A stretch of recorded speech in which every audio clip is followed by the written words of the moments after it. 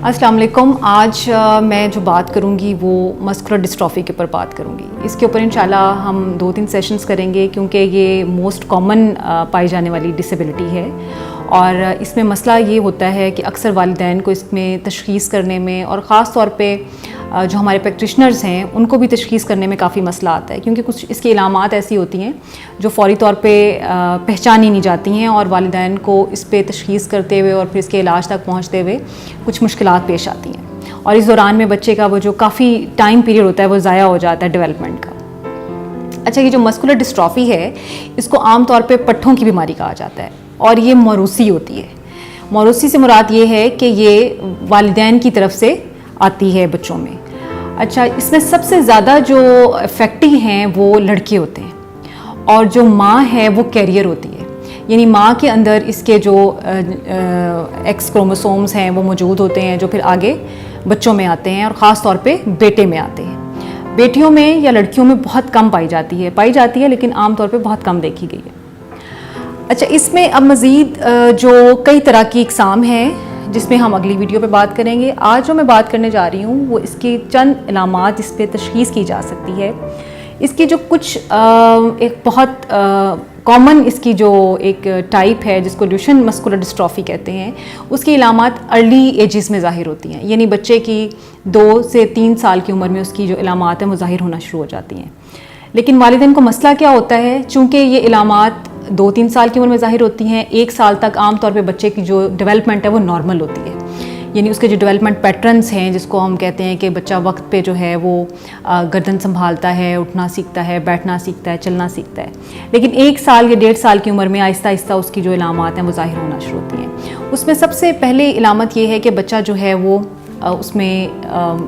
Walk जो है उसकी मुश्किल हो जाती है, यानी जो नॉर्मल वॉक कर रहा होता है बच्चा उसकी निस्बत वो अपने पंजों पे चलना शुरू हो जाता है। पंजों पे इसलिए चलता है कि उसके जो मसल्स हैं उसकी लेग्स के, उसकी काफ मसल्स जिसको हम कहते हैं, पंडलियों के जो मसल्स होते हैं उनके अंदर जो है वो मसला आ जाता है। उसमें जो पट्ठे हैं वो उनमें खिंचाव आता है और वहाँ पर स्वेलिंग या सोजन आ जाती है और वो फैट्स की वजह से ज़्यादा होती है और वो उसको कवर करने के लिए बच्चा जो है वो अपने पाँव के पंजों के बल चलने की कोशिश करता है। इसी तरह से एक उसकी एक और बहुत बड़ी जो इलामत ज़ाहिर होती है वो ये होती है कि अगर आप बच्चे को बैठाते हैं और बैठ के उठने के लिए कहें, जिसको हम सिटअप्स भी कहते हैं आमतौर पे, तो बच्चा फौरी तौर पे नहीं उठ पाता है बल्कि वो सहारा लेके उठता है। बच्चा जो है उसको हाथ लगाएगा ज़मीन को या किसी चीज़ का सहारा लेगा फिर खड़ा होगा और जब ये इलामात 2 या 2.5 साल की उम्र में ज़्यादा ज़ाहिर होना शुरू होती हैं तो फिर वालिदैन को थोड़ी सी परेशानी होती है और वो आमतौर पे ये समझते हैं कि शायद कोई जो है वो कमज़ोरी हो गई है, कोई जो है वो पट्ठा कमज़ोर हो गया है, बाज़ औक़ात वो मालिश और इस तरह के तमाम चीज़ों में आती हैं। अच्छा, तीसरी एक बड़ी इसकी जो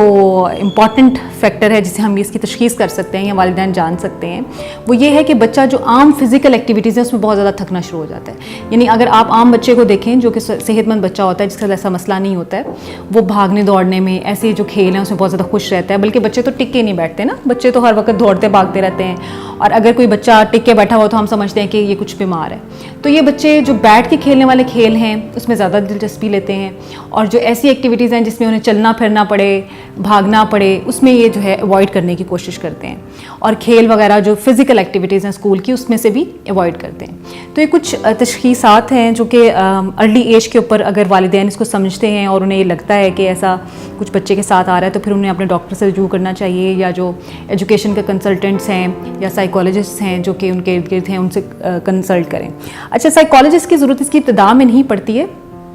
क्योंकि इब्तिदा में तो बच्चे की आपने फ़िज़िकल मैनेजमेंट करनी है। इसमें होता क्या है, उसमें होता ये है कि पट्ठे जो हैं वो कमज़ोर होना शुरू हो जाते हैं और उम्र के साथ साथ, यानी जैसे से उम्र बढ़ती है तो पट्ठों में डीजनरेशन शुरू हो जाती है, यानी मसल जो है वो डीजनरेट होना शुरू हो जाते हैं, उनमें बजाय ताकत आने की ताकत कम होना शुरू होती है। तो अब इसके लिए बहुत सारी मैनेजमेंट्स करनी पड़ती हैं वालिदैन को, यानी फ़िज़िकल एक्टिविटीज़ से अवॉइड करना पड़ता है और इसका बेहतरीन इलाज जो है वो यही है कि आप बच्चे को कम से कम फ़िज़िकल एक्टिविटीज़ में एंगेज करें और उसका प्रॉपर जो है वो ट्रीटमेंट करवाएं।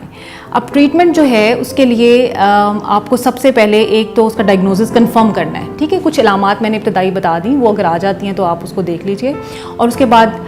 2-3 तरह के टेस्ट होते हैं। एक CK टेस्ट होता है और कुछ मसल बायोप्सी भी होती है। आमतौर पे तो वैसे जो अच्छे डॉक्टर्स हैं, अच्छे कंसल्टेंट्स हैं, वो इस चीज़ को फौरी तौर पे पहचान लेते हैं। और अगर आप बेहतर समझें तो फिर आप इसकी जो मेडिकल डायग्नोसिस है उसकी तरफ भी जाएं। 2-3 ये जो मैंने आपको टेस्ट बताए हैं वो आप कीजिए और यकीनन फिर आप इसकी तशख़ीस जो है वो कर सकेंगे। कुछ 1-2 इसकी जो टाइप्स हैं, जैसे बेकर टाइप है, वो थोड़ी सी आफ्टर एजेस में आती है, यानी वो आप कह लीजिए कि 20-22 साल की उम्र में ज़ाहिर होना शुरू होती है। एक लिम्ब ग्रिडल है जो कि